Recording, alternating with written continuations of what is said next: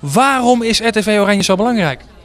Ja, dit is natuurlijk heel belangrijk voor elke artiest, maar vooral ook voor de beginnende artiest. Maar die krijgen bij TV Oranje nog een geweldige kans. En RTV Oranje, als je dan nog mag kiezen wat voor programma's RTV Oranje moet gaan maken voor het publieke bestel. Wat zou je dan graag op televisie willen zien?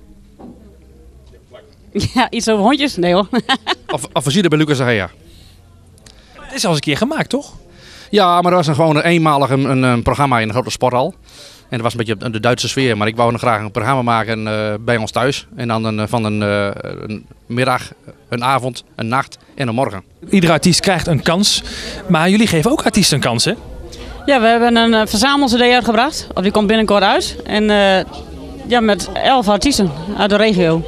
De presentatie is 15 februari in Veendam, bij de zaal Parkzicht. Waarom helemaal in Veendam? Dat is voor ons lekker dichtbij. Nee, het is gewoon een hele leuke zaal en er kunnen 800 man in. En de entree is ook maar €5. Ik bedoel, ik hoop dat dat hartstikke vol komt. En, want die cd die gaat namelijk ook verkocht worden in de TV Oranje shop, waar we heel blij mee zijn. Mensen thuis, word lid van TV Oranje. Die 50.000 mensen moeten er gewoon komen die over de streep gaan. Want het is gewoon heel belangrijk dat TV Oranje landelijk